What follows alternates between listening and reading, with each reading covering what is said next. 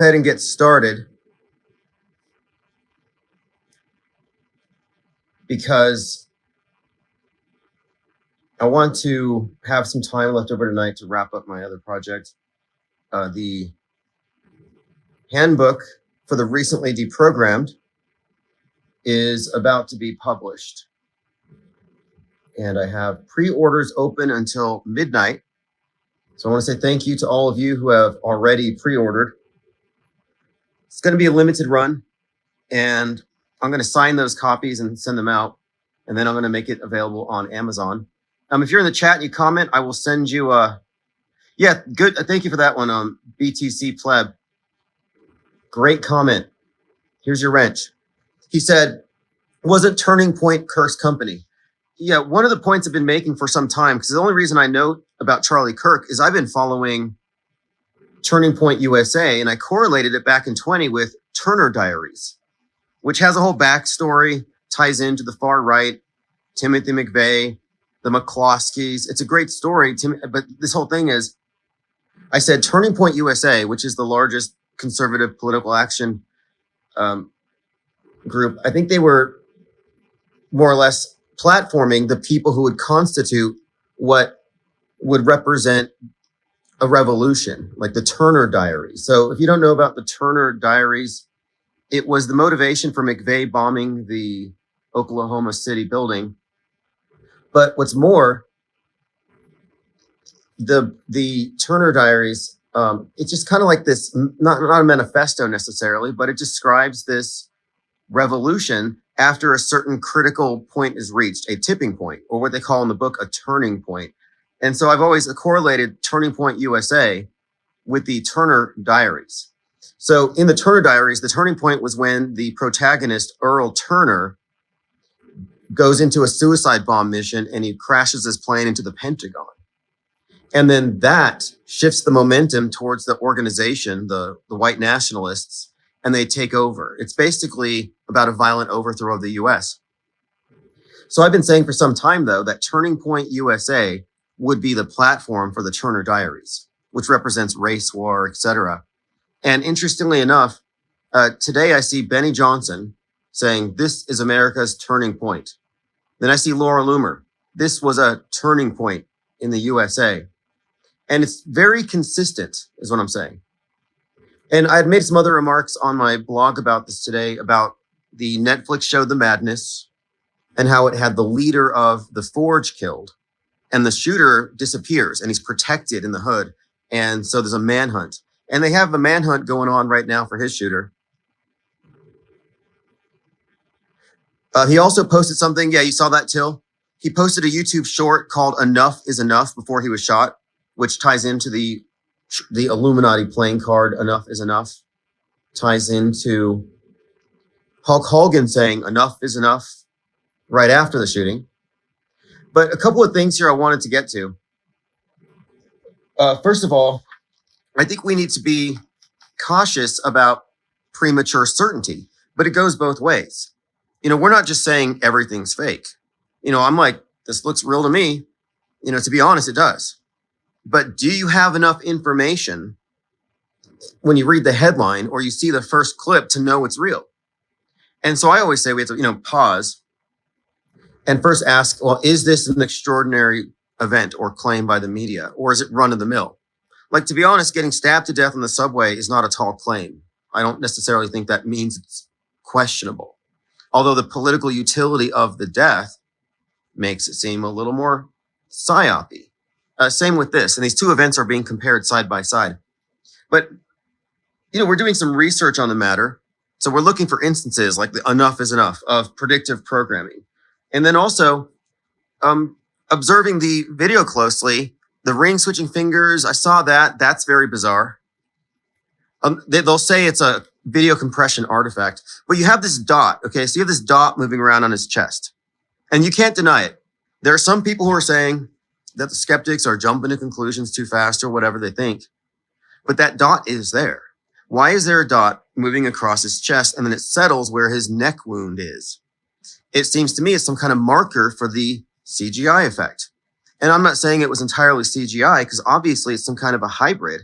So I start looking into Stanley Winston and other sites, special effects, and how you can actually combine squibs with some CGI overlay in order to create a highly visible wound to correspond to the spurting blood. And in my research, I came across, and this is from stanwinstonschool.com, this article about applying a neck prosthetic. So you put a piece of neck over your neck, under which you have a tube ready to squirt a bunch of blood out.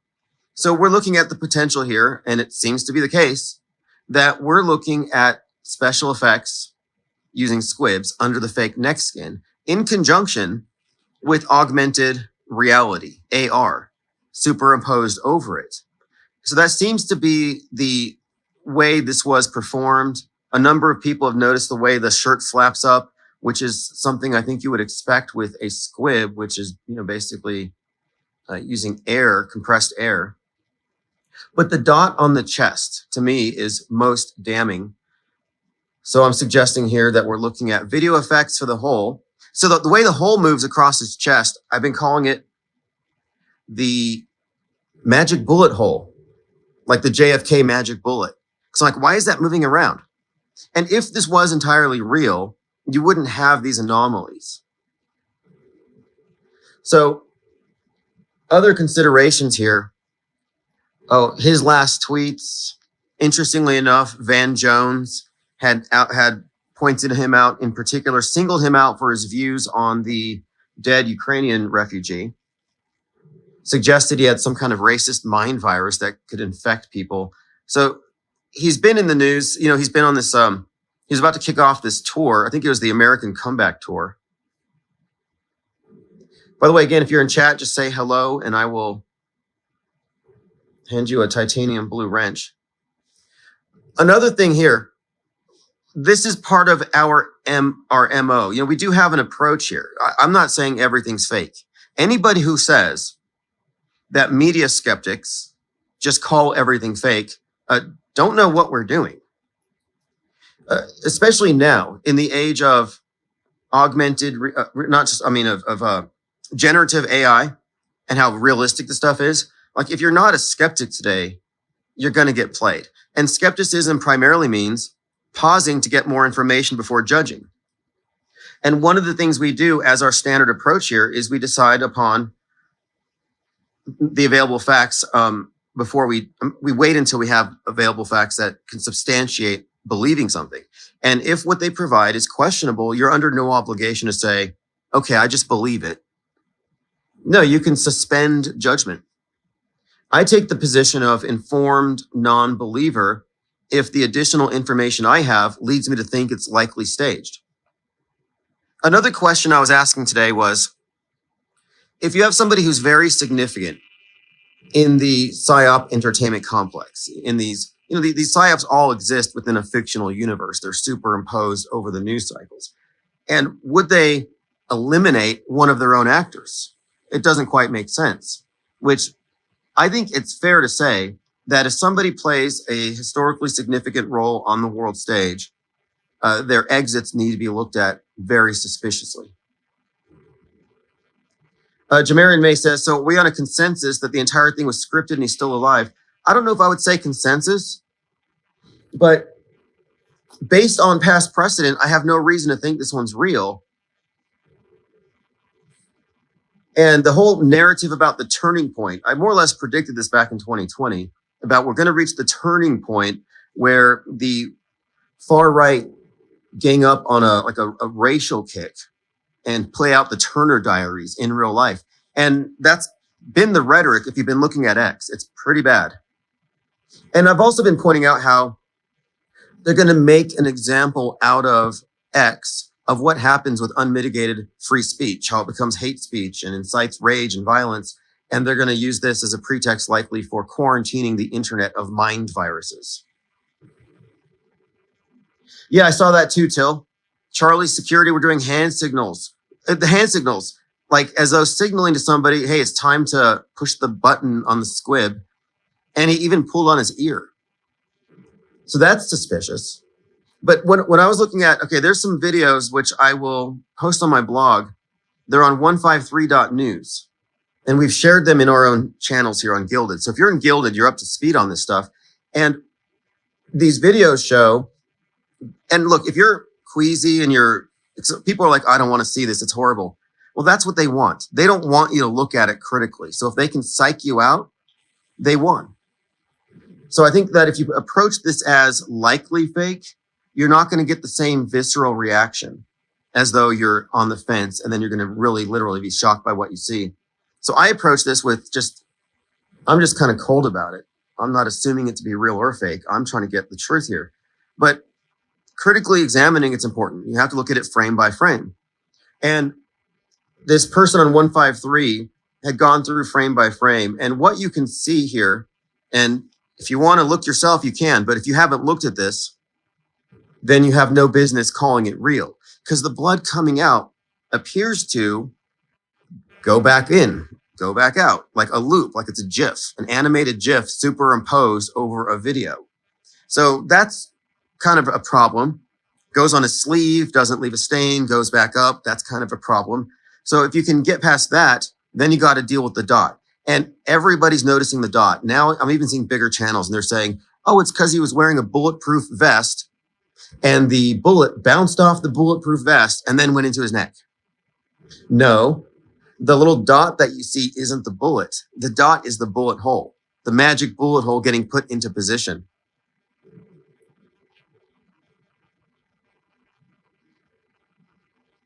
So I do not think, and there's something else too.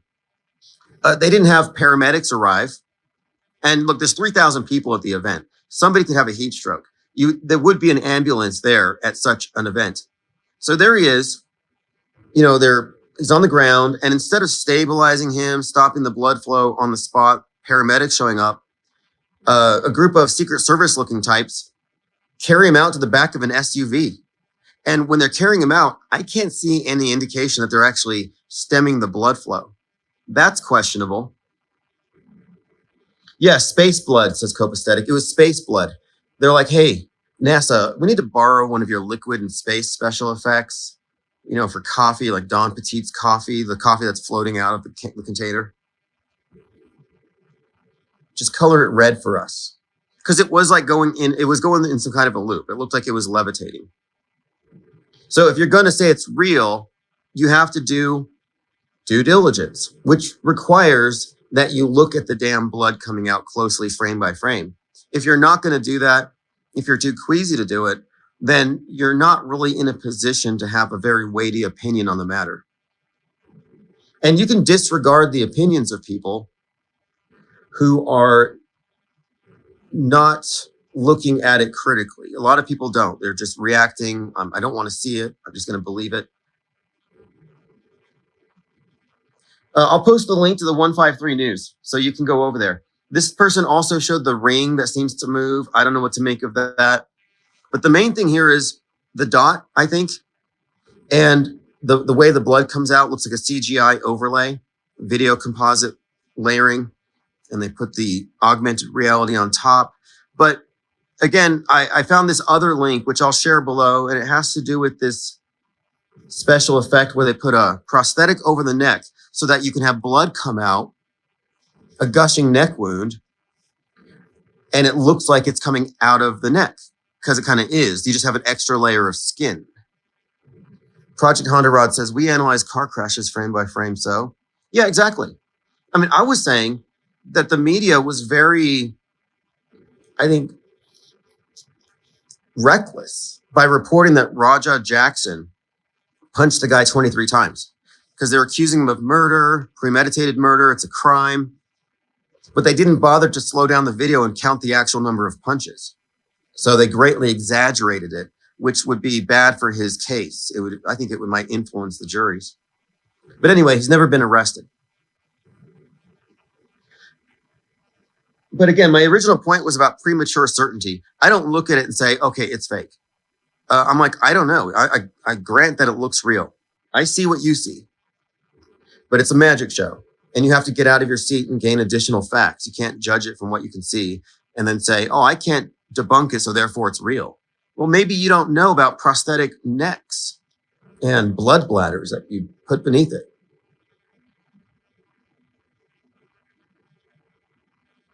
Jamarian says, seems like there's high-pitch electronic interference. Probably. It's probably beamed at my head from the 5G tower. Okay, so the approach here, though, is never everything's fake. My contention is that a small percentage of the news is fake. Most of it's real. Most of it's the weather, sports, and that might even be real, but they're reporting on the scores. But the small things or the small percentage that is fake would be the psyops that dominate the news cycle. So we're not saying everything is fake. We're saying some aspects are kayfabe. And is this kayfabe? Is this WWE? Well, it certainly looked realer than Trump's thing at first glance. But it's the additional things. Like, again, how are you going to explain the moving dot that ends up going from his shoulder to his collar up to his neck? A video compression artifact? Because if that was the case, we would have heard about moving bullet holes before. But I think it's important to be aware of the types of special effects that are in use today in Hollywood, because anything they fake in the movies, they can fake on the news.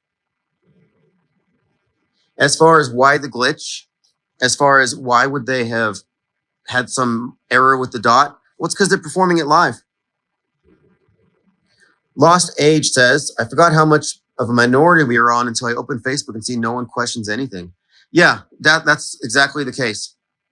And so it looks real at first glance, like every PSYOP does. I was convinced by Christchurch until the sixth time I watched it. Every event, you get that same effect. And so what you have to remember is, even though you will likely not be able to deconstruct it at first glance, you're not under the obligation to therefore hand it to the media. Okay, it's real. You can pause. In fact, skepticism demands that you pause. And as we've been waiting, more has unfolded. Even this predictable turning point narrative, which I had, again, predicted more than a couple years ago. And this comes on the back of another high-profile PSYOP, which he was a big part of promoting because he was talked about on CNN for his views on it.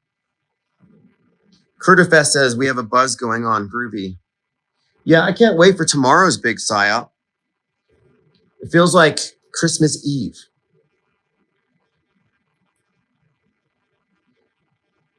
So a number of posts, like this guy says, what is this? What is this black spot on his shirt? And he shows the path of it. It starts above the F on freedom, it moves up to his collar, and then it goes all the way up to his neck. DOB says, did you see a good body thrust? Looks like a gunshot to me. Yeah, it looks like one, is what I'm saying. But you also have to consider that if you're going to stage something, you're like, let's say, mass casualty operations, your crisis actors are going to be trained to simulate that type of victim. So this just means he was rehearsed. That's all it means. It's like when the squib goes off, your arms go here, you lean this way, then we're going to hit play on the special effect and hopefully get the bullet hole in place right on time. And then it's going to gush, and then you're going to fall, and we're going to stash you in the SUV. So again, I can see it in this picture here. Again, if you didn't know, the black dot literally goes above the F, across his shirt, and it settles on his neck. So what does that mean? How do you explain that?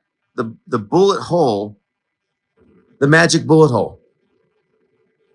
Everyone's saying there's a buzz sound. Am I audible?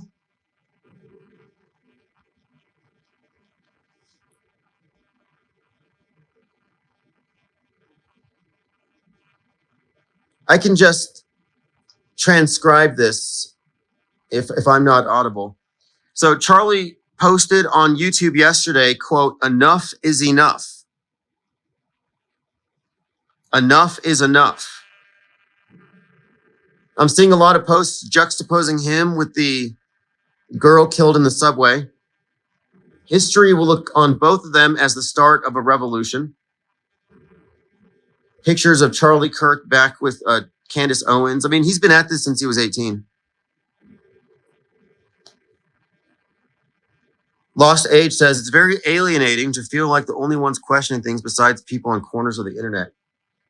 Well, there's no platform for this. Because alternative media thinks they're questioning it, but they're not. They're asking questions that assume the essential reality of the event.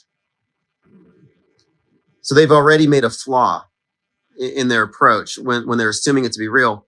So it does seem alienating, but my response to that, my answer is, what we're starting here, and I'm releasing a book tomorrow, the Handbook for the Recently Deprogrammed. The purpose of the book is to begin the process of segregating a third branch of media predicated on this off-world stage perspective. DOB says, you really think he wasn't shot? Well, let me ask you, what's your evidence that he was?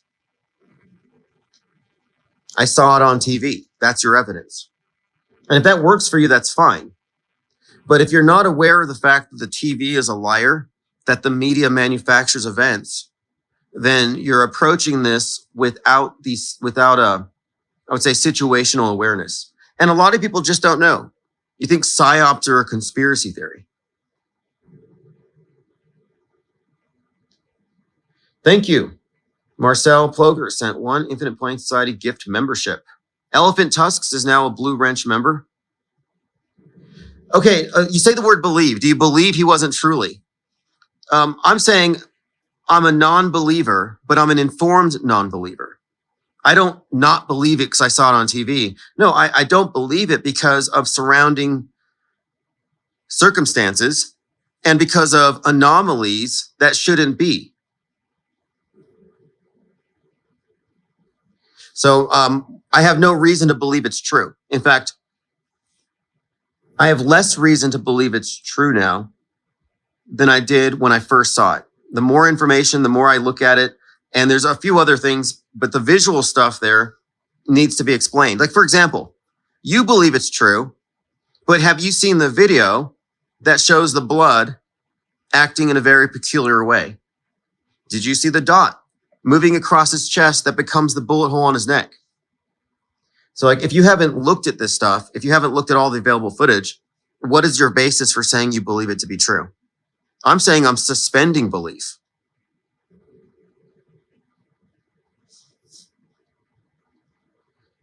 I'm not going to say I know it to be certain, but I know with clarity why I don't believe. So this is another point I wanted to raise. Certainty versus clarity. If you're certain it's real because you saw it on TV, you have one level of, your claim has some weight to it. You have to trust the TV's not lying. But I don't think we can have that kind of certainty. I don't think you can say, because I saw it on TV, it's real. What the best I can say is, I have clarity as to why I don't believe. DOB says you should talk to people who are there. I'd like to hear from them. Yeah, sure. I mean, the thing is, if we're talking about a psychological operation, a hoax, a staged event, a kayfabe, like WWE, it's a magic trick that you're not going to be able to see through from your seat.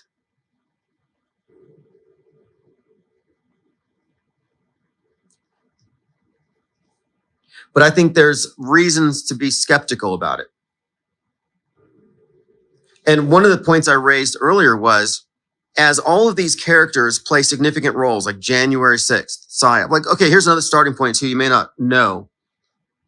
What distinguishes this think tank from alternative media is our starting point maintains a continuity of fakery going back. So, for example, the January 6th thing, you might think that was a real riot.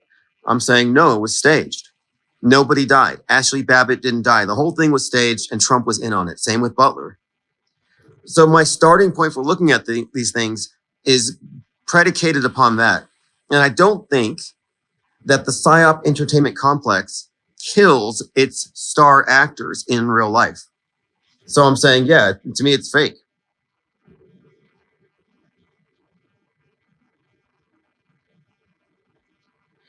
Fair point, but closer people would see well. But what would they see? Now, here's the thing.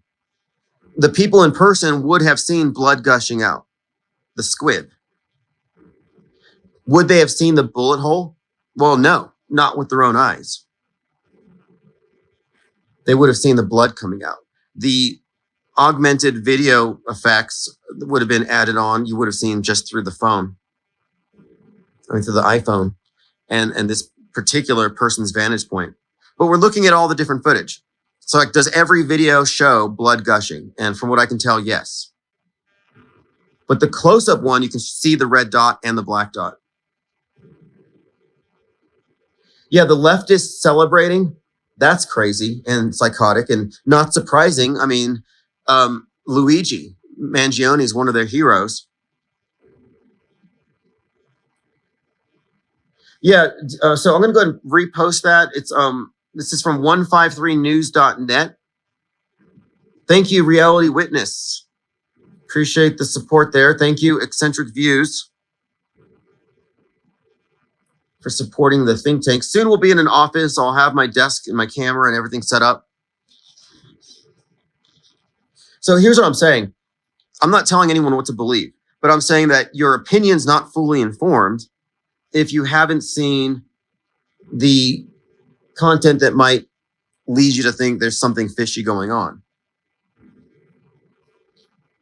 And I think this stands to reason with PSYOPs in general. Remember Abe Shinso? Squibby Abe? And also, too, look, anybody who thinks that we're wrong or that we have no basis for questioning this, what do you think happened in Butler, Pennsylvania? You don't think these are connected? The leader of Turning Point USA, the largest political action committee for the conservatives, getting shot in front of an audience. You don't think that has correlation to Trump getting fake shot? Like, this one's real, this one's fake. That's like a continuity thing to consider too. It's not suddenly going to become real. The next moon landing's not going to be real. Real doesn't happen on top of the fakery. The fakery aggregates. They fake on top of fake. They created a martyr. Yeah, and someone else is like, well, who's ever heard of this guy? I never heard of him. It's like, well, maybe you haven't in your circles, but if you listen to any conservative podcast, you've heard about him. If you listen to CNN, you've heard the bad stuff about him. But leading up to this, he was just made into a South Park character. So now everybody's heard about him because of South Park. And this is a very consistent thing when they're about to do some national psyop. They put a lot of content out there. Like, that's why I say we're living on planet Netflix. But I think the fact that he was on South Park is also something we should keep in mind here. They're mainstreaming this person's personage. They mock him. And right now the left, like TMZ, just apologized for laughing. Like, the left is happy about this guy being killed.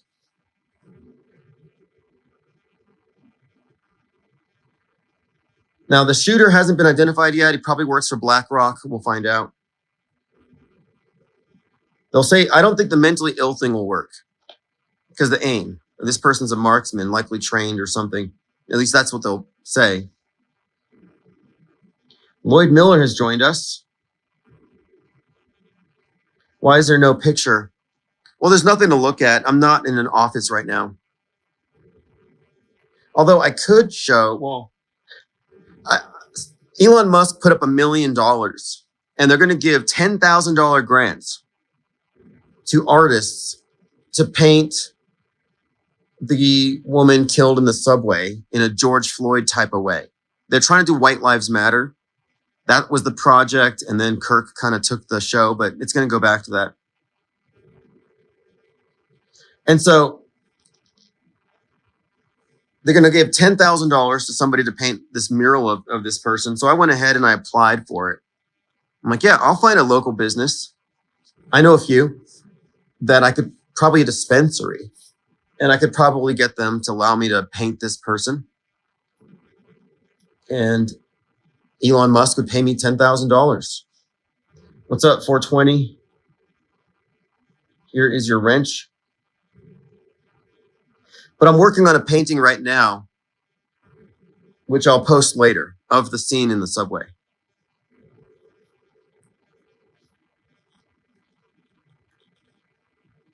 All right, so let's continue. I'm going through my Twitter feed, just kind of the things I took note of. So I was looking at StanWinstonSchool.com, blood effects. So again, when you look at things, you have to know, is it fakeable? What's the fakeability here? Is it fakeable to have blood gushing out of a neck? Well, I didn't think so. I was like, well, no, how would you do that? How would that be performed? So I was kind of at a loss. I was like, okay, well, it's probably sick. And some psycho got really involved in the drama and decided to do something crazy. But looking closer at it, I'm looking at his neck, and then I start researching this. And the guy who did special effects for American Horror Story did this tutorial, and that's 100% likely what they did here. Is there's a tube, a blood bladder that goes out, and then the neck's over it, so you can't even tell. So then when they hit the squib button, it just gushes out. So it is fakeable. You can't rule that out. Let's see what else we have here. Fox host Jesse Waters, they are at war with us. What are we going to do about it? A lot of Civil War stuff, which may tie into that movie Civil War. So, okay, a number of content creators on X, some of them are big channels, say, it looks like the bullet hit Charlie Kirk's vest and ricocheted to his neck. The fact that he needed a bulletproof vest speaks to the lefties, says it all. Okay, so what he's saying here, and a lot of people are noticing this, because again, I'm not the only person, we're not the only ones pointing out this dot moving across his chest. But again, people are noticing it, but their explanation is, oh, it must be a bullet ricocheting off his bulletproof vest. Well, if it is, it didn't mar the shirt. So you tell me you can get shot with a bullet that hits your shirt and ricochets off your bulletproof vest and then reverses course and goes through your neck without marring the shirt? So I'm calling this the magic bullet hole, like the magic bullet for JFK, because the bullet hole goes across his chest, starting at the word F, and then it ends up on his neck. Lloyd says the dot moves too slow. Exactly. But you'll notice the dot's path goes from the right side of his chest to his neck. And a couple of people have pointed out that both of these martyrs yesterday and today involve the necks. Others are posting the same thing. Shocking close-up. The bullet ricochets off Charlie Kirk's bulletproof vest and pierces his neck. So I couldn't tell he was wearing a bulletproof vest. If he is, that's even more room to hide the squib, to hide the fluid. It's all in there, if that's the case. But people might be erroneously assuming he's got a bulletproof vest, because what else could explain the black dot, right? Because they're assuming it's a bullet. But others have noticed this looks like some kind of marker for CGI effects. And then there is this weird thing about the ring, where the ring goes from his ring finger to his pinky. I'm not sure what that is. I'm more focused on the blood itself, which appears to be on a cycle of dripping down and going back up. Lost age. Moon enters Taurus today, rules the neck, throat. The recent blood moon. Very symbolic. Lloyd Miller says Alex Jones started the bulletproof vest. So Alex Jones is damage controlling this. Like, oh, look, we screwed up. The guy was trying to put the bullet hole on and he missed the neck first and put it on the chest, but that's okay. We'll just say it was a ricocheting bullet. It sounds like damage control. And then there's another video you can find where somebody standing behind Charlie Kirk makes a hand signal. He touches his hat, he points, reaches back up, and he tugs on his ear. 91 Okie says, I think it's real. I don't think you have enough information to know it's real. You don't have enough information. You haven't done your due diligence. The burden of proof is on you. The burden of proof is on you because we have pointed out anomalies that contradict the official story. So you got to explain Building 7. You got to explain the black dot. We're not going to take the official version of it. I found a really good account, Kathy W412 on X. She said, hose under his shirt, ran up through a prosthetic on his neck, hence the gushing, a combo of AI and Hollywood-style optics with gore props.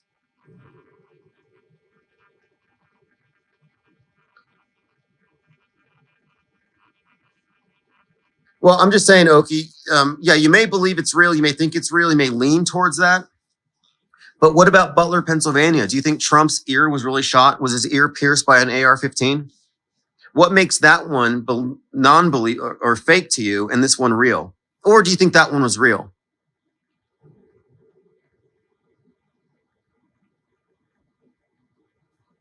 You don't think that was real? That alone should have you questioning this one, because we're talking about figureheads on the far right. And Charlie Kirk represents the youth leader for the neocon, the majority of the Republicans, the youth Republicans, very popular among that demographic. Okay, one of his last tweets, this is Charlie Kirk tweeting, one of his last tweets, Islam is the sword the left is using to slit the throat of America. Referring to the girl, but now himself. Nicholas Pitt says, I don't want to say it's fake, but his neck appears enlarged in the video before the shooting, real or fake. I'm leading towards an op. Yeah, I would say that you could be an informed disbeliever or agnostic. Like, I don't know, I'm still considering the evidence. We're still in the discovery phase. And if somebody's certain about it, I just have to ask them, well, what information do you have that makes you certain? Because I still need more info. Like, fill me in, enlighten me, please, if you have reason enough to think this is real. Andrea says, quote, Kirk's wife's Instagram has a picture from a week ago of the back of one of his children's necks.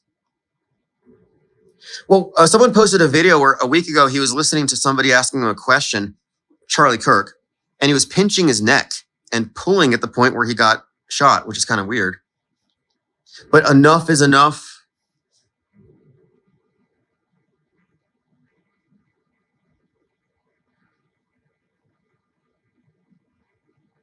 Okay, let's continue here. A lot of his recent tweets, assassination culture is spreading from the left. And he has this long tweet about Luigi Mangione. Days of Noah has some great findings here. But I'm pointing out here that he was called out by name by Van Jones for his opinions about the subway thing. The enough is enough is a reference to the Trump shooting, if you didn't know. It's foreshadowed on the Illuminati playing card. That statement was used in conjunction with the build-up to his shooting and after with Hulk Hogan saying enough is enough. DOB says, I saw the ring from the CGI angle. It came off his finger as falling, I think because of perspective. Yeah, that's what I mean. It could have been on his pinky. I don't know on that one. I'm saying I don't know. Not so relevant. What I want answers for, what people need to look at, is what appears to the yo-yo of the, so the blood is moving like a yo-yo. In other words, if you look at this video that I reference on 153, it gushes out, but then it seems to retract back up a few inches as he's leaning back, and none of it sticks to his arm. So that's weird. So we're looking at some of these things that appear to be anomalies that need to be explained. The real question is, where is he now? Yeah, good question.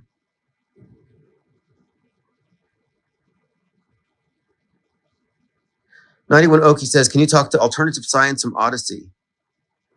Yeah, I'll take a look. Then you had the girls outside, the witnesses who were laughing and smiling. That was weird. You do see an individual running on the rooftop. And there's they say maybe he was shot from a building nearby. So there's these, kind of JFK, standard template conspiracy narratives where they always have a second shooter. For the libs, we're coming for you. It's war. There's a ton of that stuff. Again, the video of him being rushed away, you have a cop pushing people back, and he's being carried by half a dozen individuals in khaki pants, and I don't know, they look like feds.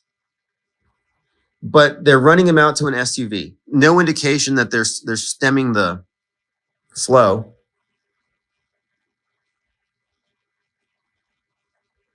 The shooter looked like James Carville, and that was the first person I thought. Van Jones, the day before, was saying, white people have a virus in their brain that can activate in an instant with race mongering, and he accuses Charlie Kirk of race mongering. So his presence was very amplified, and this was the opening day of this event in Utah, the America Comeback. Jamarian May says, Charlie hanging out with Floyd beyond the ice wall. Well, a lot of people on the right were talking about their George Floyd moment is now. You know, he's part of that pool of people who are making the case that there needs to be a white George Floyd with this girl. Side note here, I didn't mention this yesterday, but Greta Thunberg was claiming that their yacht was being hit by drones from Israel. Well, it turns out that one of her shipmates misfired a flare gun, and somehow it was a self-inflicted wound. And then they played it off like they were hit by a drone. But no, it was an accidental discharge of a flare gun. And another point I have to make here is that if you have certainty that something's real because you trust the news, you're on really shaky ground. Like Joe Rogan today was talking about this Tim Waltz video where Tim Waltz is dancing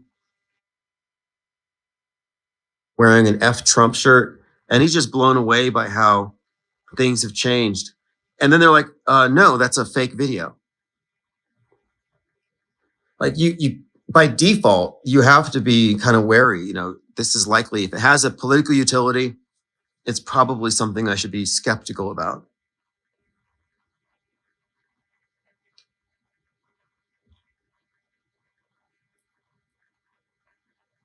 Yeah, breaking. Elon Musk says he'll contribute $1 million for people to paint murals of Ierna Zaruska in the major U.S. cities. These murals, which I don't know.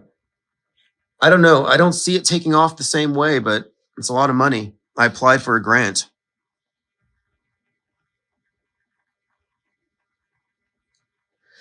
Dwayne Abid said, Tim, when you intuited that Musk might be assassinated when watching The Madness, it was likely symbolizing Kirk instead. Makes more sense considering he's the leader of a PAC.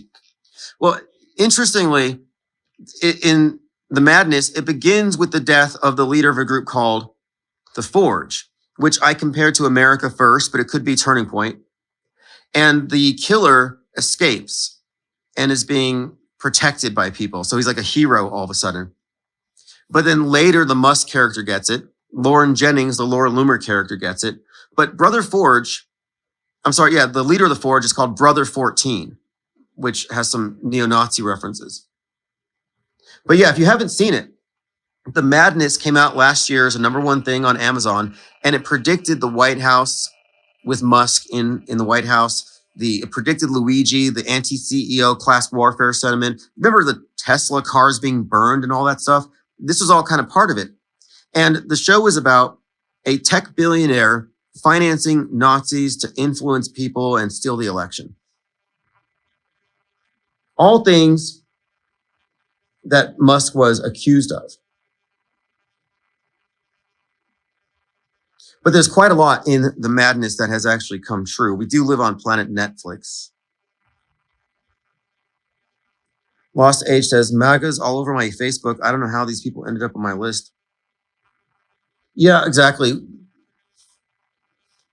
My Twitter feed is full of QAnons. I actually have a QAnon group called the Church of JFK. I made it as a joke. And I have more QAnon followers than IPS followers. That just kind of tells you something about the media ecosystem.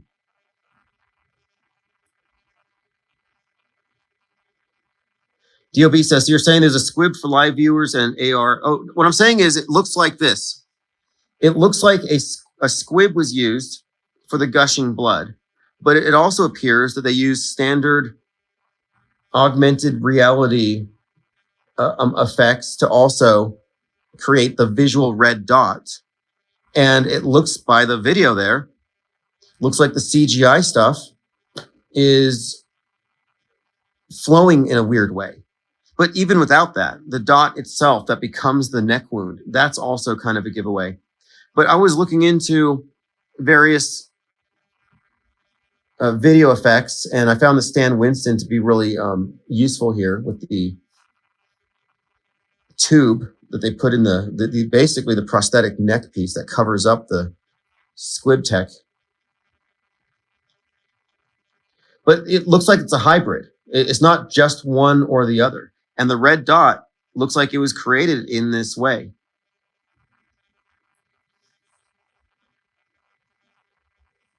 Let's see here. Someone says, what's the verdict? Real or fake?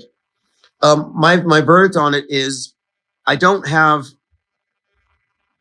any reason to think it's real. I have reasons to think that it's likely a staged event. A lot of it is the visuals, the video stuff that we're talking about that we found on 153, but a few other things, predictive programming stuff, the usual. The fact that he was on South Park is, I need to watch that episode for any kind of foreshadowing.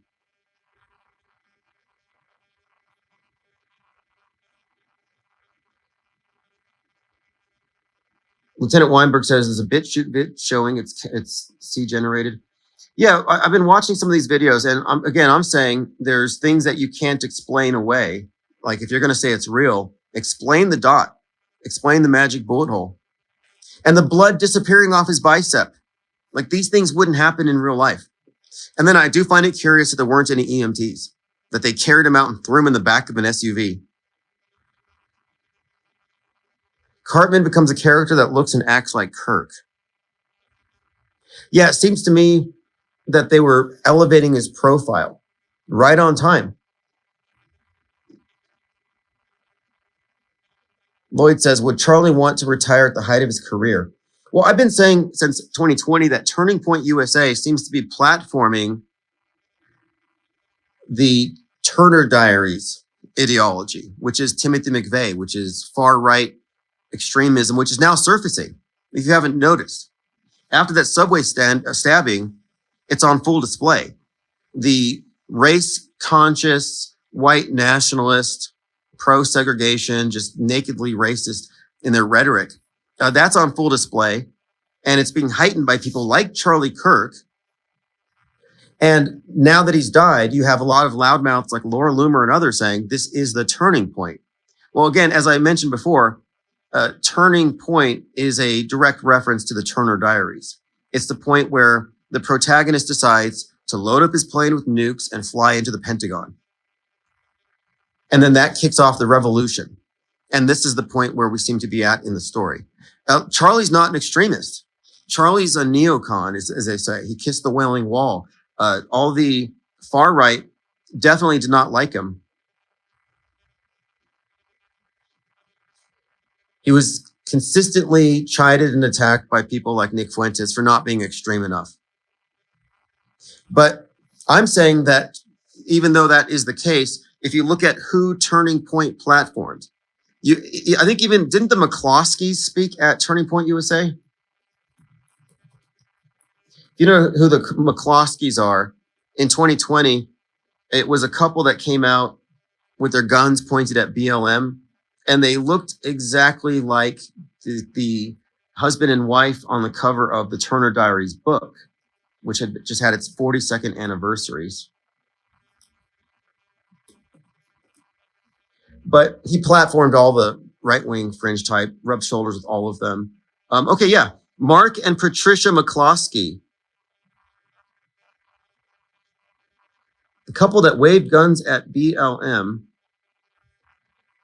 Anyway, they went on, he's platformed a number of people. I'm trying to see if they were there. I know he's been rubbing shoulders with all these people since the beginning of MAGA. Eccentric Views. Have you seen the movie Eddington? I have not. I'll have to look into it. Turner Diaries was a terrible book. The author was born on 9/11, 1933. And the book was the inspiration for McVeigh's attack on Oklahoma City, which was a retaliation for Waco, where their cult leader, 33-year-old Dave Koresh, was incinerated, believed he was Jesus, and that this was going to bring about the apocalypse. Not a coincidence that Trump kicks off his 2024 campaign in Waco, Texas, the night after Netflix releases a documentary called Waco, American Apocalypse. Lots of fascinating overlaps if you get into the Netflix Waco thing with Trump. It goes pretty deep. Even ties in with the Maxwell Ezrello setting himself on fire on the anniversary of the Waco incineration outside of the Trump courthouse. 91 Okie says, finishing 48 Laws of Power. It's too psychopathic. It's really just a history book, anecdotes. I've actually been through most of Robert Greene's books, and it's educational material. I don't really think it's psychopathic. It's just kind of realist. Yeah, Timothy McVeigh was executed at 33 on 6/11/2001. And 6/11 is the time that Trump was shot. 6/11 and 33 seconds, in fact. And you'll find these numbers are consistent. These numbers and dates, that's a whole other level to this.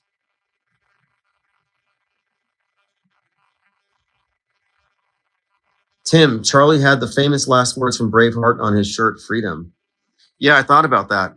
And then the blood running over it, very dramatic.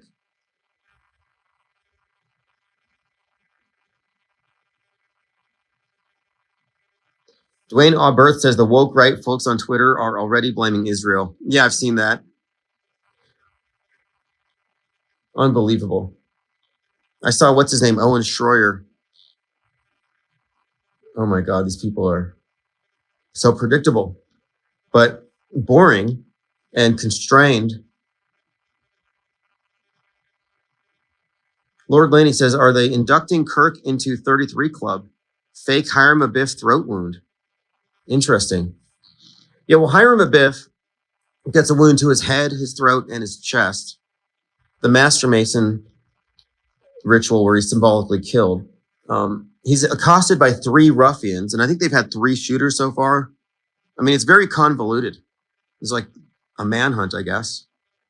Somebody pointed out there were 3 hats in front of him. 47, 47, 47, which is 11, 11, 11, 33. I mean, yeah, there might be something there. But what's up with the neck on both of them? 91 Okie says, I saw Owen once at a BLM rally outside Trump rally in Tulsa. Owen Schroyer? Yeah, Owen Schroyer divorced from InfoWars. But I don't think he's left Trutherville. So it doesn't make a difference. Like, I don't have anything against him. I'm just not interested in people who take part in big psyops and then pretend to be just giving news. I mean, he was in January 6th. Do you believe he actually went to jail for a staged fake riot?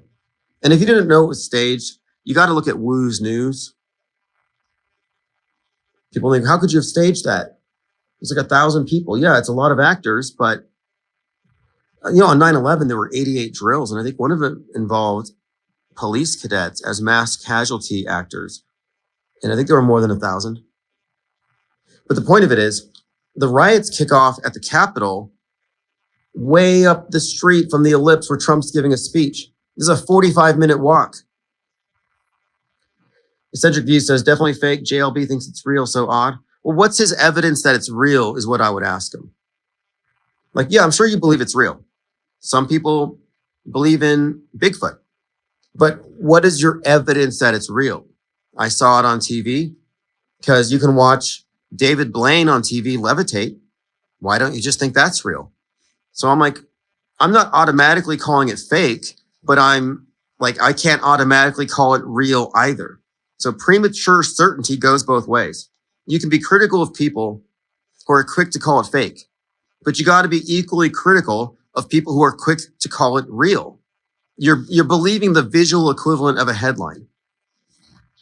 And due diligence is required here. If you think it's not, then you haven't been paying much attention to how these events play out. You have to look at all the available information. And the additional supplementary info seems to indicate some weird CGI anomalies with the shooting victim. Lasers Go Pew Pew says, I work for movies. I work for the biggest reality show. It's all fake, trust me. Now, is it all fake? Let me clarify this. A small percentage of the news is fake. And the fake stuff is the agenda driving stuff that everything else bounces off of. So it's the loudest voice in the room. It takes up all the air. It hogs the spotlight. Fake dominates real, but nobody's saying everything is fake. That's a weak straw man misrepresentation of what we do. However, even the stuff that's real is all coming from the point of view that I would call world stage. The world stage point of view is a point of view that presumes that all of the news that happened before is fundamentally real. It's inclusive of all the stuff we know to be fake. So if you go to get a textbook, a college textbook on history, and if you look in it, you'll find that every event of the 20th century, every event in the last 100 years will reflect the mainstream media's version, no matter what anybody else has to say about it. So you have to admit that history is bent in the direction of fake and always has been. So the frame of reference the consensus shares, which rests upon an edifice of fake news, is automatically non-objective and distorted and distortable because it's manipulated with fakery, with psyops, influence ops. And this has always been the case. So you cannot claim that the media is objective and that because they broadcast it, I can trust it to be real if I can't immediately debunk it. Like, no, what is your basis?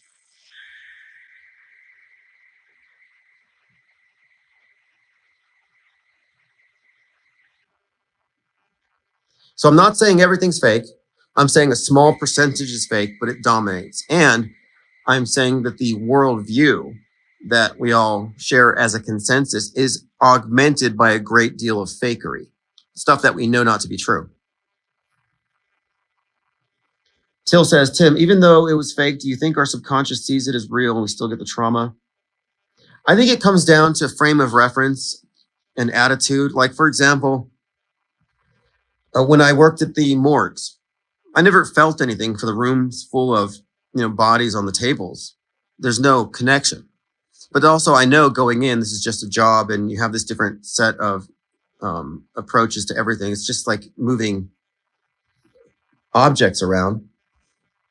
But then you walk into a funeral, someone it hits you differently. And I think that if you approach the news knowing its propensity for lying and distortion, then you should be somewhat inoculated against emotional appeals. So by approaching it knowing it's likely fake, you set yourself up to be analytical rather than emotional and reactive.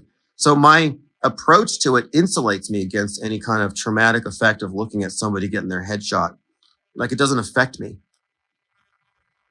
But if I was under the presupposition it was real, you could be traumatized by it. There are studies on this, that people who watch video or bad news about school shootings, that it makes them depressed. It affects their immune system. There are people who actually experience significant deleterious mental effects from watching too much news. And I'm like, if they only knew it was fake. But that's the significance of the Psy-War. It's like fire and brimstone in a way. You're in the end times, the world can end, everything's very dismal and dark and dangerous.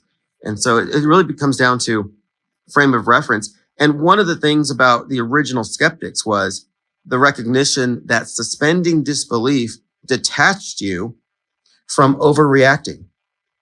It led to a more peaceful state of mind.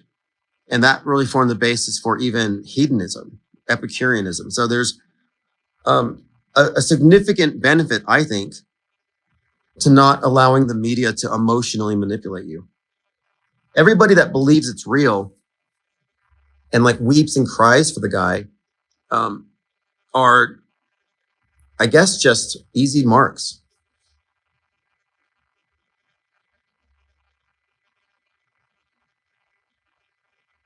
All right, going through your comments.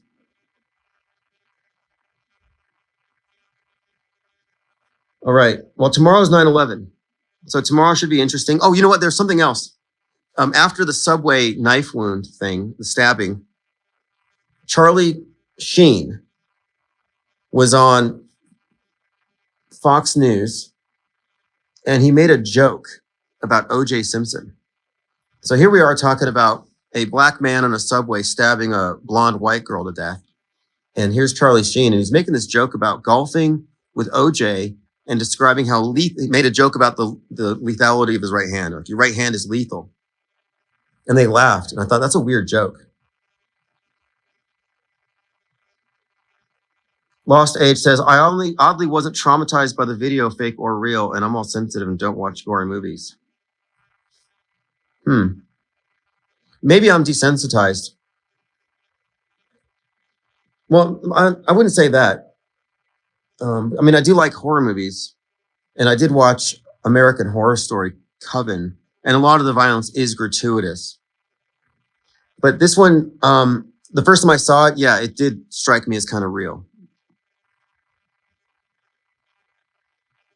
Even the subway thing, until I looked at it slow. I mean, even now, if it's not real, it's incredible acting.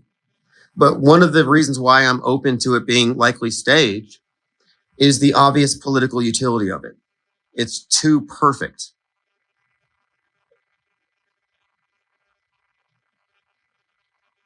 Ryler05 says, people are such marks, the world is WWE. Yeah, it's kayfabe world. So again, my point is I don't have enough information to know that it's real. I'm at the point of questioning it, getting additional info. I have a lot of reasons to doubt. So my position is informed disbeliever. More information could change that one way or the other. And I think that if you are a believer in it, you're a low information believer. Unless you've done your due diligence and you've debunked what we're bringing to the table here and what 153 News put out. And again, we're looking at the bigger picture, predictive programming, predictive texts, anything conspicuous leading up to it. And I'm finding plenty. I mean, the fact that, again, he was highlighted on CNN, called out by name. South Park made him into a figure.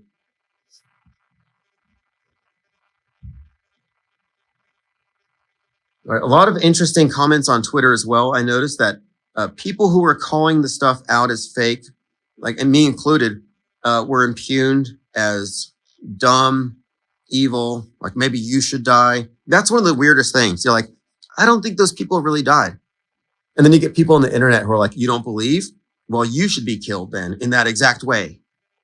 Oh, I should be stabbed to death on a subway because I'm questioning this? Like, yeah. I should be killed for using my free speech and critical thinking and not believing the news. You know how many people on Twitter today have essentially said that I deserve to die? It's like media Akbar. Like they worship the church of media. You question these news myths and then suddenly you're a heretic, you're an infidel. So I see these people and I react to them. You know, I'm just like, fine, come to my town and stone me or hang me, whatever you got to do. So we've been talking about the CGI bullet hole that appears to be on a separate layer.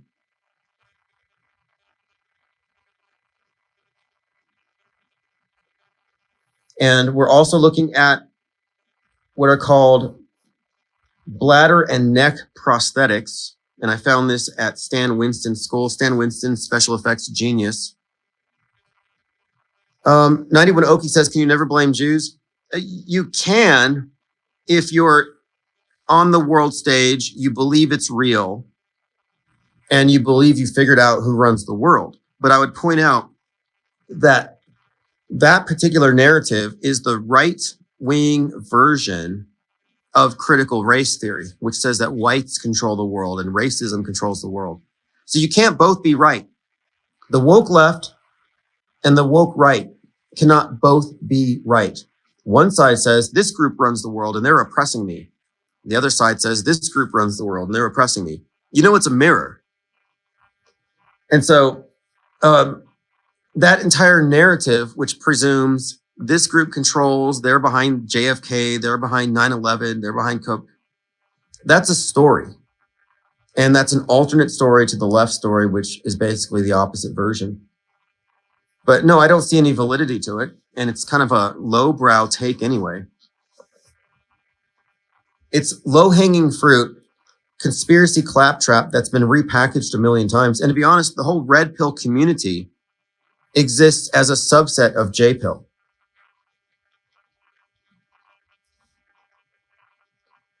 Anyone Oki says, I'm talking about beyond the world stage. Well, the world stage, as I define it, is the world as the consensus perceives it, resting upon the accepted version of history, at least recent history. It's like we're all living in the post 9/11, post COVID world where the world stage is essentially what we all agree, the big things, the little things, nobody agrees. Like moon landings, for example. But we all agree that moon landing deniers exist. We agree that there's a debate there. But to have a scapegoat on the left or the right, to have any one of these conspiracies be true, there's kind of a built-in presumption that these various events were true and real. Like, for example, if you say Israel did 9/11, well, what happens if 9/11 was a psyop and nobody died and it was a movie directed by Stanley Kubrick, for example? Like, if you don't assume the basic reality of the event, then your scapegoat narrative falls apart. If Derek Chauvin, who worked with George Floyd for years, if that was a real, because you're assuming that that event there was real, everyone's reacting as though it was, but if it wasn't real, then is there really this bad of a problem? Or is this all being exaggerated to validate the leftist critique of America? But one of the reasons why I kind of don't want anything to do with these scapegoat narratives is they're all built on what I would call the MSM plus, basically the conspiratorial view of history, but it's predicated on the mainstream version, just has a little more detail added. It's not inclusive of psyops or media fakery or what I would term the meta script. Like, one of my main contentions here is that our history is written in advance. And if that sounds hard to believe, you think they just made up 9/11 the day before? No, there's decades of buildup. Obviously, that was planned in advance. Do you think that any of these school shootings weren't planned in advance? You look at some of these things, like the London bombing happened the same day of the drills. The BBC had a documentary about it. All these events and their concurrent drills and concurrent programming tell you that these things are planned in advance. The Trump event in Butler was accompanied by more than half a dozen instances of movies and other media foreshadowing the exact scenario with nuance I can point to. So again, that was written in advance, and that's a major event. And a lot of these major events tend to drive the bigger news cycle. So you just extrapolate from that. All these various fake events over time that steer the historic narrative that we all share, our consensus version. What does that tell you? Well, it tells us that, obviously, our history is largely written in advance. The big events are the things that steer the world stage. Now, the script that we think of, so you think of history, it's his story, it's the version as told by the patriarchy. That's kind of a feminist cliche. But it's kind of right in the sense that it's a selective story and it represents a very specific viewpoint. And the viewpoint of this story that's playing out is the mainstream mediated version, augmented by the fringe versions, but those are all built upon the mainstream.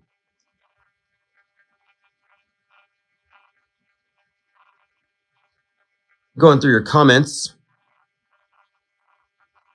91 Oki says, what do you think about the guy from We Are Change who thinks there were no planes? Yeah, that's another one too. 9/11 Truth was generally misled into thinking that it was a whodunit. We got to find out who did it, when in fact, they didn't even know what it was. It's a what is it? Well, it's a staged event.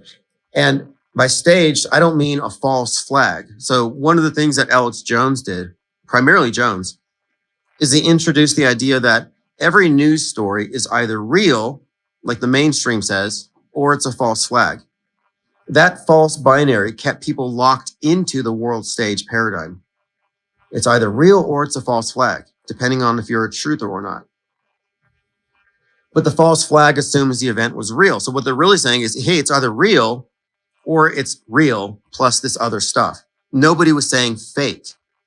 And those of us who start introducing fake into this debate, into these media breakdowns, were marginalized. I mean, there are still people who think that auto hoaxers don't have a point. Well, what's the alternative? Because our point of view, this is the main distinction. The point of view that we offer here is simply that we're not operating on the presumption that history is real, that recent history hasn't been severely bent. So our perspective is inclusive of what we know not to be believable, or what we're certain is fake or likely fake, plausibly fake, but also recognizing that fakery is the standard operating procedure. It's always in play. They can always do a psyop. It's not like these are anomalies.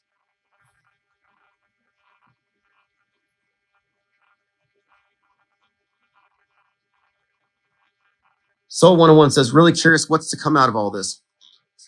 As far as like predictability, so one of my points too has been, if we're right about this, so truthers always talk about predictive programming. That's kind of a misnomer, because the entertainment media content that parallels the fake news events, that precedes it, that happens at the same time, it's time released to coordinate with the fake event. So it's not even predictive. It's actually usually concurrent. And this goes back. Even the JFK assassination had evidences of concurrent programming, predictive programming. You had 2 Frank Sinatra films, The Manchurian Candidate and Suddenly, both of which featured assassinations, both of which were watched by Lee Harvey Oswald. And 2 months before JFK's assassination, they filmed a home movie, he and Jackie, in which he was killed, and the Secret Service helped. Like, they basically rehearsed his assassination on a home video. This was reviewed by a writer for Vanity Fair, and he released some screen caps, but we haven't seen the horror movie they made where JFK was covered in Heinz ketchup, Heinz 57. Anyway, to get to my point here, even that event, the JFK assassination, I would say is a completely hoaxed event.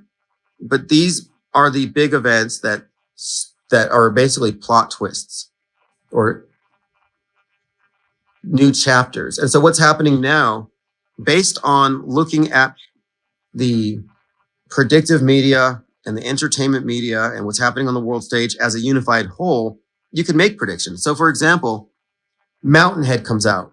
It's got an Elon Musk-like character whose generative AI is running amok and causing chaos around the world. What happened right after that movie came out? Well, that's right. LA riots. LA was on fire. And then you had the No Kings protest against CEOs like Musk and against Trump. So a movie about Musk. And in the movie, there's riots everywhere, just as we had the No Kings protests in 1,000 different places.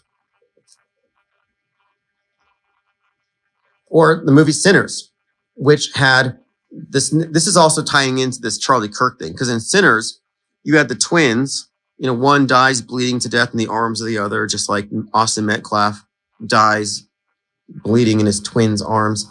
So we had looked at Sinners, which had the subtext of the vampires are all white.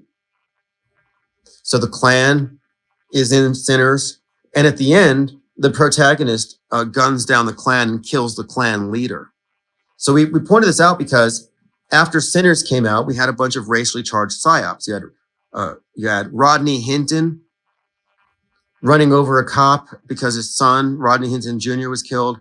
You had the Shiloh Hendricks thing, the Anthony Carmelo and Austin Metcalf scandal. All these racially tinged psyops came after that, involving a stabbing, the twins, and all this. But now, the end of the movie was the leader of the Klan getting killed. And so I thought, that's kind of interesting. I was like, is there going to be some kind of BLM or leftist takedown of someone I thought Patriot Front?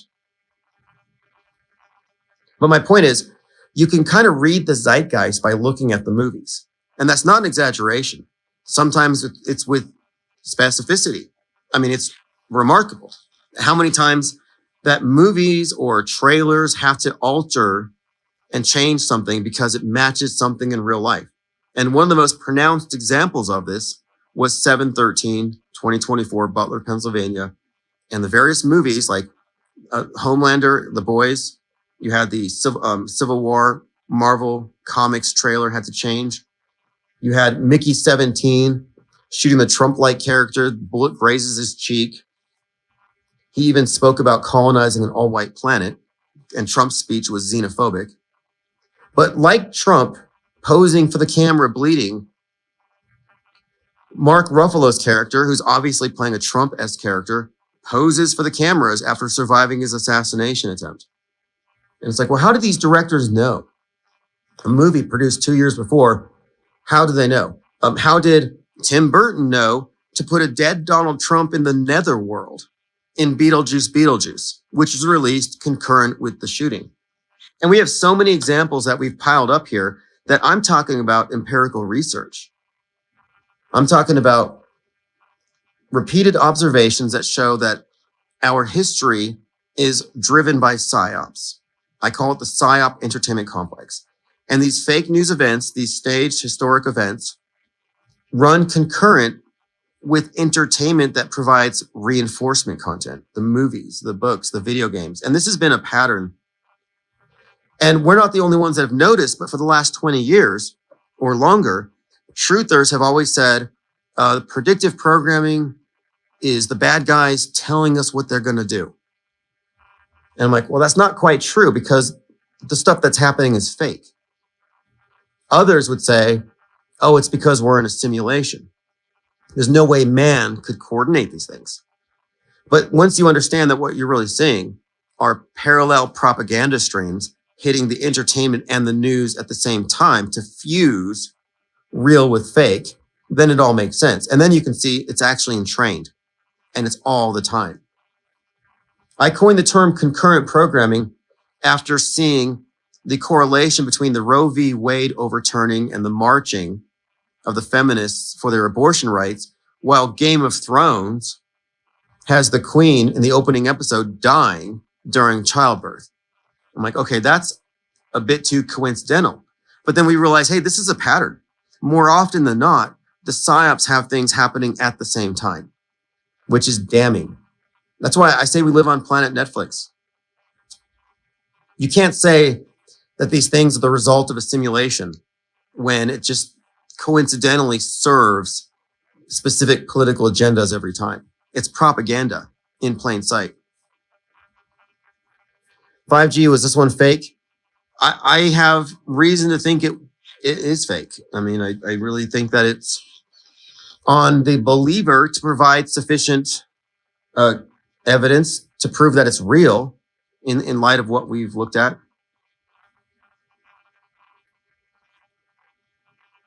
Soul 101 says, in short, this realm is a joke.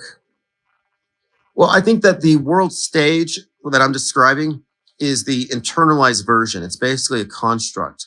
It's a worldview that we share. It doesn't mean that reality is fake, but the writers of the world stage, my term is metascriptors, would be the authors of a lot of the stuff that we're experiencing. And what's interesting is to start digging into the movies that foreshadow events and then those directors. And it's kind of like, okay, is this director, like Kubrick is believed to have worked with NASA for the moon landing, like, is this director involved in this particular school shooting? I mean, we were just watching the movie Weapons, which has the number 217 on the gun. It's got the red-headed witch, the children disappearing, obvious school shooting analogy, the main character, Alex Lilly's Adam Lanza. So you look at this movie and it's obviously referencing this anti-assault weapon bill that had 217 votes and it failed, and assault weapons are now still a danger to children. So this movie comes out, and then you have the Annunciation shooting, which the Annunciation shooting has the red-headed, not witch, but the shooter who did have some satanic stuff as well as neo-Nazi stuff, but the point of it is you had the school shooting where 2 killed, 17 injured. That was how it was promoted for the first couple of days. They might have changed the numbers to 218, but for the first few days, you're like, wait, 217, redheaded witch, the shooter has these similarities. And then if you look at one of the main pictures of the event, you have these people running down the street, this lady running down the street with her shoes in her hand. So she's running barefoot. Her arms are out, and you see the bottom of her right foot. And I'm like, wait, in the movie, the children who ran out the door at 217, the disappeared classroom, were seen running down the street with their arms out, barefoot. And on the movie poster, they have their right foot up when they're running. So they're mid-stride. And I'm like, what are the odds that this parent is going to perfectly mimic the movie poster? And those are just a few of the overlaps. There are many more in this movie between the Annunciation shooting and that particular event. In fact, I got to find it. Somebody had said they found a connection between that school shooting and this. I'll get to it. Let me go through my Discord and my Twitter feed. Lieutenant Weinberg says 99.9% of the people believe the shooting was real, so there's nothing you can do. Yeah, that's true. 99% do. The citizens of Trutherville all believe it. The mainstreamers all believe it. That's their starting point. And so one other distinction is that the world stage is a world of believers, low information believers. If they had more information, they would be informed disbelievers like us, but they're believing headlines. So yeah, it's accurate to say. And my point here is we're not trying to change the people on the world stage, the people who accept it, who don't see the model and recognize the map is not the territory. If they can't see it, that's their problem. We're taking what I call the off-world stage perspective. We're aggregating separately to have a platform for those of us who aren't duped into the controlled opposition talking points every single time like a bunch of bots. Those of us who are objective enough to not imagine that we can just believe headlines and trust the news, even if it means tolerating the ambiguity and waiting a few days before coming to a firm conclusion. I mean, in 2 days, I might have sufficient information to say, hey, it was real, guys. But that hasn't been the pattern. And we've always been open to that with every event that we've looked at. More information can always change our views. But the more this goes on, oh, that's interesting. The longer this goes on, the more the pattern becomes pretty obvious here. And our instincts have been rather good.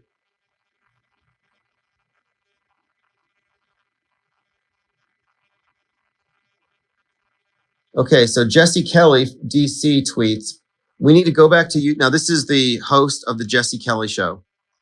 He's this anti-communist right-winger. He says, we need to go back to Utah and do a huge public event and let the communists know that we're not afraid. And then Tim Pool shares that. So there does seem to be some kind of organization around this Charlie Kirk thing, even locally. This Charlie Kirk, he came through town here recently. This isn't going to disappear by tomorrow. This is just getting started here. Free Domain Radio, the murders of Charlie Kirk and Irina Zarutska.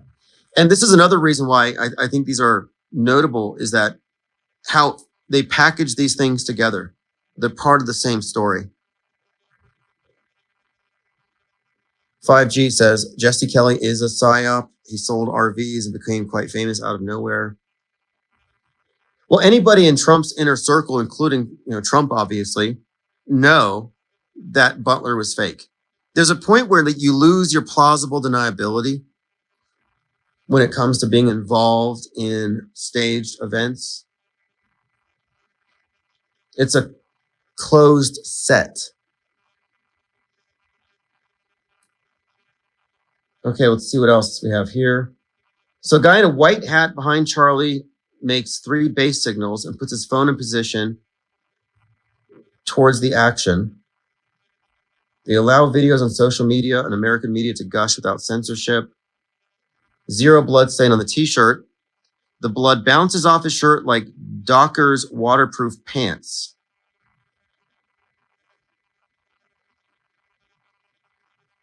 Turning Point USA post is phrased suspiciously. Those who react are, this is a person's breakdown of the event. I'm finding a lot of people are looking into this very closely and skeptically. Live now, we are all Charlie Kirk. Yeah, fascinating. This has been an interesting turn of events. I'm suspecting tomorrow, 9/11, might be memorable. But somebody's asking, where is this leading? I've said for some time that Turning Point USA is platforming Turner Diaries. And I think that's where we're at. And now that's being thrown around as a slogan. We've reached the turning point. Something else I was doing, I was taking pictures of Charlie Kirk side by side to see if his neck is thicker now than it was before. And to me, it looks like it is, but I'm still looking. So I have clarity about my opinions, not the same thing as certainty. If you're certain it was real, I would ask you, have you done your due diligence? And if not, what do you base your certainty on?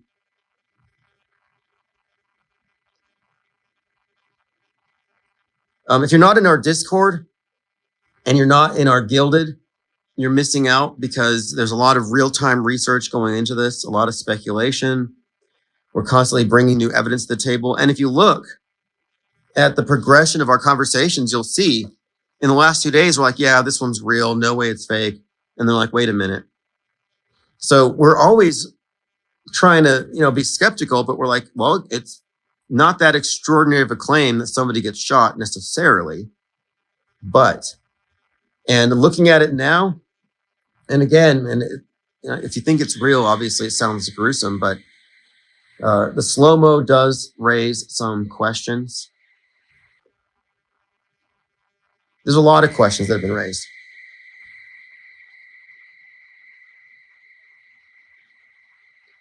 The Rajat Jackson guy has not been arrested yet, by the way. And a lot of people believe that was real because it looked real. But looking real does not count. Not today. I mean, really not ever. But especially now we can make the case thanks to generative AI. But today, looking real is not enough. You got to look at the broader context. I mean, I was fooled by a clownfish the size of a whale. And I consider myself a skeptic, and I was fooled by that. So now I believe in giant clownfish. I caught that mind virus. Okay, there's just quite a lot going on. I'm looking at the reactions here, but I think that by tomorrow, things will be a little bit more advanced. As far as the prosthetic addition to the neck to hide a potential squib, if you have any doubts about how well that can work, look at Stanley Winston's side or look at Nicolas Cage as John Madden. It doesn't take a lot to add a little weight, a little extra flesh to conceal something. Angst G says, what do you think Miles Mathis will say about this? I'm interested. I wasn't so much into his take on the killing of the girl in the subway. His evidence was the guy's dreadlocks suggested he wasn't really in jail. And at that time, I don't think there was a lot out there to go off of. The rest of the video needs to be looked at. It's gruesome. Rilo5 says, wait, the Rajat Jackson thing was fake? Looks like he was landing some real blows. Well, let me ask you a question, Ryler. The starting point is, do you think the body slam knocked out Psycho Stu?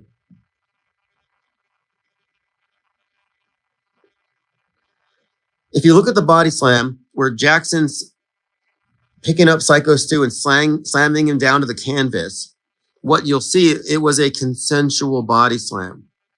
Like it takes two to do it. They position themselves right, and his back took the brunt of the blow.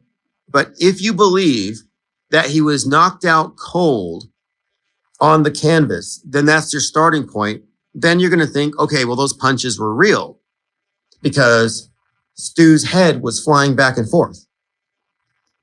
But I looked into it, And I have a lot of reasons to doubt that he was knocked unconscious from the body slam. And I did some research into it. And it's basically unheard of when it comes to a conventional WWE body slam on a mat. So if you do think that's the case, I would say, have you compared that body slam to other body slams? Because it actually looked kind of lightweight compared to most. But if you're willing to accept that this was a rare occurrence of somebody being knocked out from a body slam, then yeah, the punches look real. But even then, if you slow it down, he missed more than half his punches. So explain to me how you miss a target that's not moving, that's unconscious, that's pinned beneath you. How do you miss? And they'll say, oh, he was so mad from what the 14-year-old said on Kick that he lost control and he just flailed.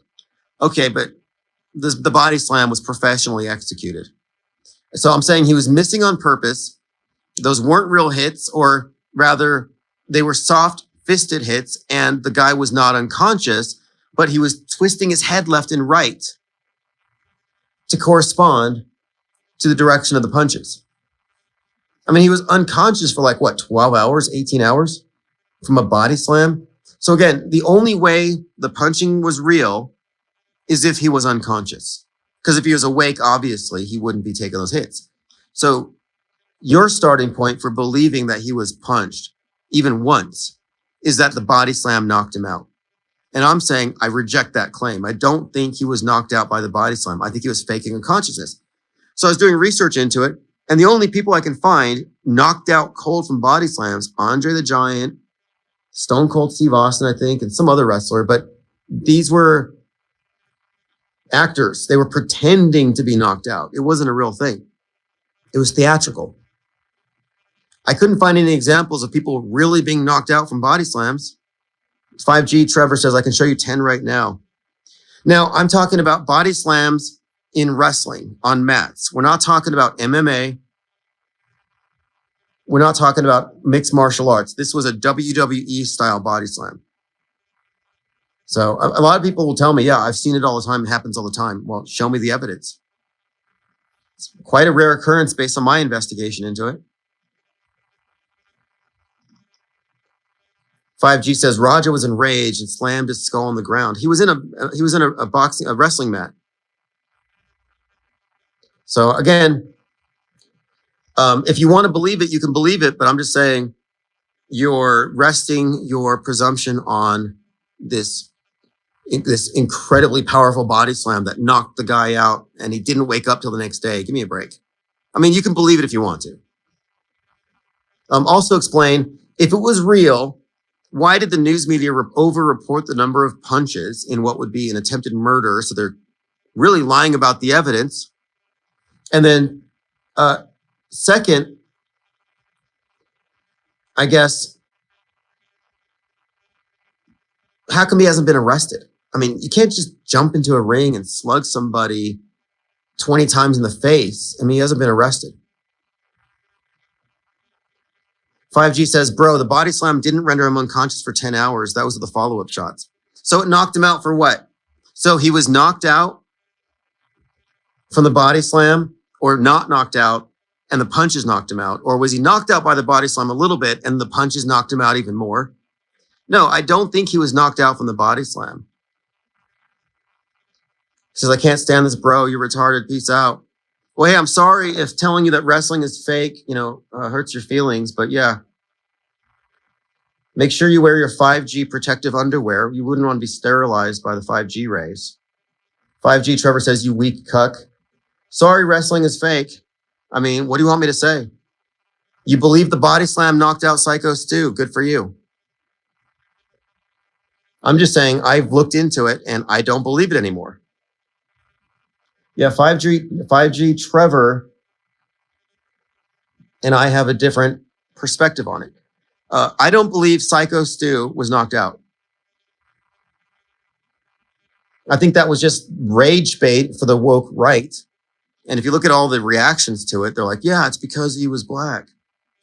And they have no impulse control and all kinds of racial stuff coming out to explain why he was punching an unconscious guy. And it just became a kind of another one of these psyops on a long line of psyops. Yeah, WWE is fake, but they're like, no, but this was interesting is that body slam didn't look any more egregious than any other body slam. So there's nothing special about it. But that aside, it's a rare occurrence anyway. So if we're going to go with that story, you're going to have to convince me that the body slam was special. And I looked at it and I watched it from different angles. And it looked like the big wide back of Psycho Stu took the brunt of the hit. But when they say it's real, suddenly it's real. It's like, no, it was all fake. They even said it was staged. It was fake and it was staged, but then it turned real. Yeah, you believe that? Flozik says, bro crashed out over a psyop. Yeah, if you think wrestling is real, I'm telling you it's fake. And if that bothers you, go watch wrestling. Well, a lot of people who think it's real, MMA fans think it's real. Jake the Awake Hole thinks it's real. And it's like, that's fine if you think it's real, but I just want you to know that you're basing that on the body slam knocking out Psycho Stu. And I'm disputing whether or not the body slam would have knocked him out. I don't think it would have knocked me out. And if you think that he was punched in the face 23 times, count the blows.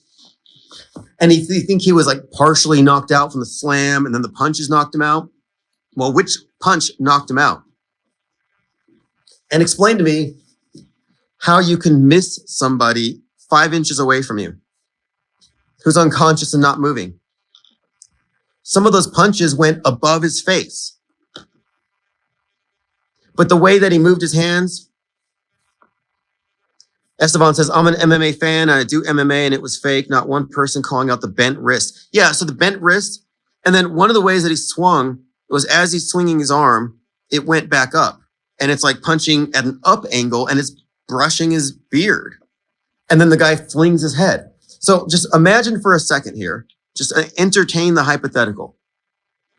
Imagine that he's not really unconscious. Then how would you explain his head moving around? Is he faking like he's asleep and taking blows? No. He's whipping his head left and right. Aguafon says, you've never been in an altercation. You can miss a stationary target. Watch a single UFC fight. You can miss a stationary target. So are you telling me that if I held a punching bag in front of you, 18 inches away, you would miss it? Is there something wrong with your depth perception? Like, how much training do you need to not hit it? I mean, to not miss at that distance. But also, okay, let's just pretend that you're right and that MMA fighters can't hit immobile targets 18 inches away. They're unconscious. Let's pretend that's a viable explanation here. How many times do you think Raja Jackson was hit? The news media reported 23. Are you therefore, well, I've outsourced my brain to the media, so it's 23. Is that your answer? What is your final answer? How many times do you think Raja hit? And if you don't have an answer, then you didn't do due diligence. You didn't watch it in slow-mo. And if you didn't watch it in slow-mo, your opinion doesn't count. So again, if you're saying he was hit, oh, look, far outside, one wouldn't expect a weakling to know about martial arts. So I got all these fighting experts in here all of a sudden. So then tell me, put a number in the chat. How many times did he actually impact the guy? News reported 23. Far outside. News reported 23. Who's the other guy? Aguafina. News reported 23 hits. How many hits? How many times did you see Raja Jackson's fist connect with the face of Psycho Stu? 23 times? What is your default opinion? Is it what the news told you, or did you actually count? No, you were probably just sitting there soy jacking, jaw drop, pointing at the screen. Look what happened. You were just emoting. You were probably outraged, but I don't think you counted it. What's your number? Thank you, Marcel, for gifting a membership for Phil LeBlanc. All right, again, far outside says, when we find your various parts, we can say it's a psyop. Well, how many times are you claiming that Jackson punched the guy? If you can't commit to a number, then we're going to assume you know that you don't have a clue. Well, you know the soy jack meme, the guy with his open mouth, he's pointing at the screen. Because if you're like, yeah, he hit him 50 times and his teeth flew out and blood everywhere. Okay, well, we weren't seeing the same thing. So no, Psycho Stu is a scam artist, trickster, crisis actor. It was kayfabe and you fell for it. And you're in no position to say I'm wrong if you didn't watch the thing in slow motion. I mean, we could debate it. And you could say, fine, he hit him 8 times. Well, which punches? I love all these excuses though. Suddenly all the MMA experts are like, oh no, it's actually normal that you only hit 50% of the time. I don't know. I mean, I watched people on speed bag work and it seems like they hit a stationary target. The other excuse is funny though. The 14-year-olds were trolling him so hard, he got so mad that he lost control. All right, we got no answers.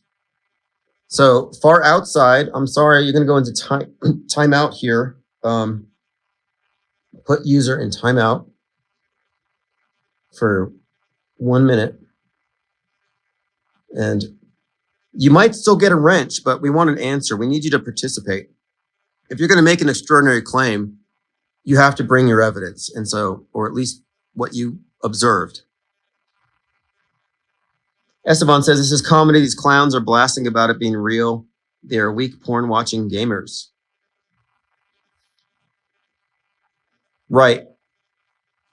Well, I'm just pointing out here that their basis for saying that it's real is resting upon what they saw on TV.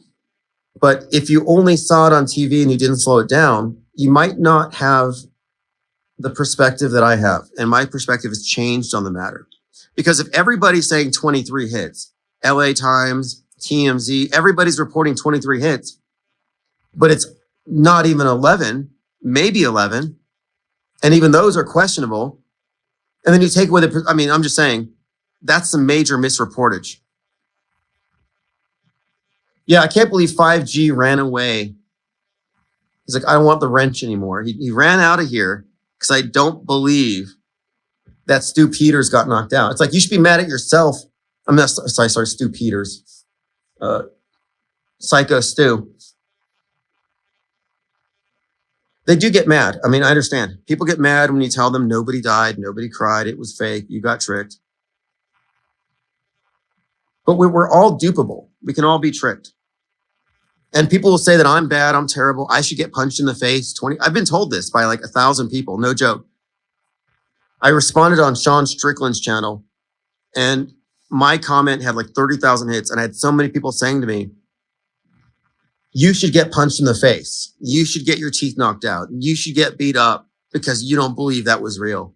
And then today, you should get shot in the neck or you should get stabbed to death on the subway. I'm like, what the hell kind of cult is this? This mainstream media cult. Like, if you don't believe my news stories, you're worthy of death. Like, that's even harsher than a lot of the religions out here.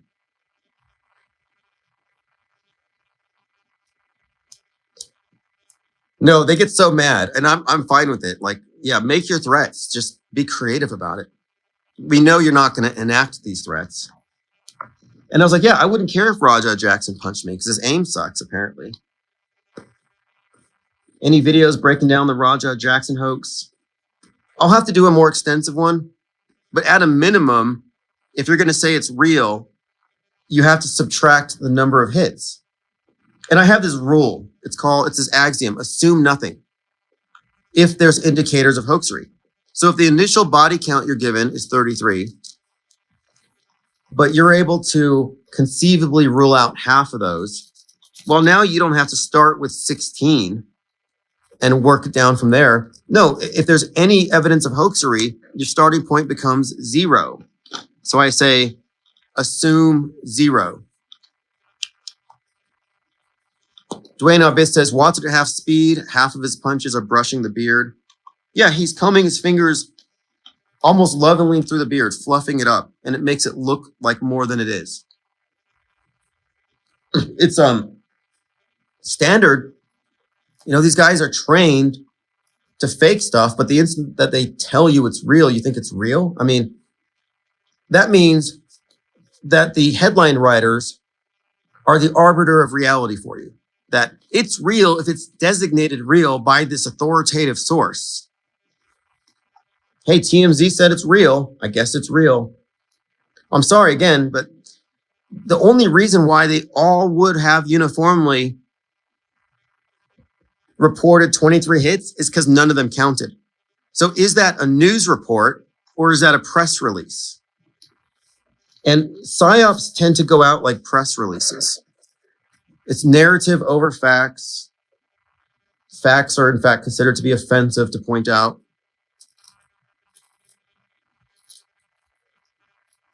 Yeah, that's right. TMZ is being lit up because they were cheering the death of Charlie Kirk. And one thing about the people who are happy about Luigi killing the CEO, or people who are happy about this particular death, is they're happy thinking it's real. Like, I'm not under the opinion that these things are necessarily real. So I'm not really taking sides in that sense. But it's worth noting the psychopaths among us. Just kind of getting an idea. Because the people who are rooting or cheering on these deaths think these things are real. So it's quite a reveal. All right, thanks for the comments. Thanks for the support. And as far as that link there, up until about midnight, you can pre-order the book. I'm putting it into print tomorrow, and then we'll go from there. It's called Handbook for the Recently Deprogrammed, A Skeptic's Guide to the Theater of Psywar. It's a collection of our best ideas and a description of the world stage, meta script, the best explanation for concurrent predictive programming and our manipulated worldview, and how psyops play into it. This is a compilation of essays structured into 5 different sections that I think elucidate all of our best points and axioms. And it's going to be going into print 9/11. That's when I'm ordering them. And these initial copies will go out as soon as I get them, and then I'll make it available on Amazon. All right, thanks for the comments. We'll see you all later.